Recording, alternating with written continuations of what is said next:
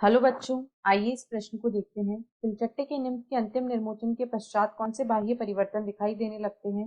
विकल्प ए मैंडिबल अधिक कठोर हो जाते हैं, विकल्प बी गुदालूम बन जाते हैं, विकल्प सी अग्र पंख और पश्च पंख दोनों बन जाते हैं, या विकल्प डी लैबियम बन जाता है।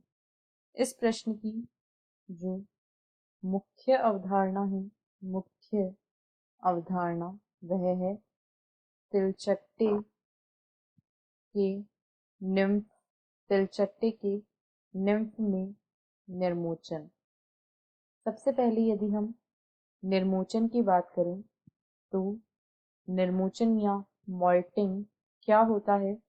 तो जो आर्थ्रोपोडा संघ के प्राणी होते हैं, आर्थ्रोपोडा जैसे कुछ अकशेरुकी प्राणियों में, आर्थ्रोपोडा संघ के प्राणियों और ऐसे कुछ अकशेरुकियों में जो शल्क समान कोशिकाओं की, यहाँ पर शल्क समान, यहाँ शल्क समान कोशिकाओं की एक बड़ी, शल्क समान कोशिकाओं की एक बड़ी एवं आंशिक रूप से कॉर्निफाइड परत पाई जाती है। एक बड़ी परत पाई जाती है और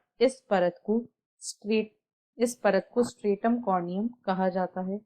इस परत को स्ट्रेटम कॉर्नियम कहते हैं और इन जीवों में यह जो स्ट्रेटम कॉर्नियम होती है, इसके छोटे छोटे खंड समय समय पर शरीर से झड़ते हैं। इसके जो छोटे छोटे खंड होते हैं, इसके छोटे छोटे खंड जो होते हैं, ये समय समय पर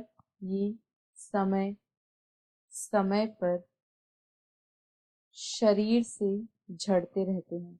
ये समय समय पर शरीर से झड़ते रहते हैं और इसी प्रक्रिया को निर्मोचन कहा जाता है। और यदि हम तिलचट्टे के निम्फ में निर्मोचन की बात करें तो निम्फ के वयस्क अवस्था तक पहुंचने तक यहाँ पर 13 बार निर्मोचन होता है। 13 बार निर्मोचन की प्रक्रिया होती है और निम्फ के अंतिम निर्मोचन के पश्चात जो मुख्य बदलाव होता है वह यह होता है कि यहाँ पर अग्र व पश्च पंख का निर्माण हो जाता है। यहाँ पर अग्र व पश्च पंख का निर्माण हो जाता है।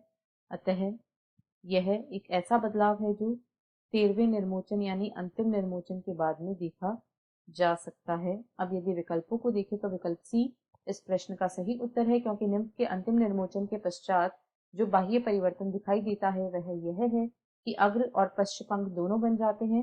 यहाँ पर मैंडिबल अधिक कठोर हो जाता है, ऐसा नहीं होता है। गुदालूम बन जाते हैं, यह भी गलत है। और लैबियम बन जाता है, तो ऐसा भी नहीं होता है। ये तीनों ही बाह्य परिवर्तन अंतिम निर्मोचन के बाद नहीं दिखाई देते हैं, अतः ये तीनों विकल्प गलत हैं। आशा है आपको प्रश्न समझ आया होगा। धन्यवाद।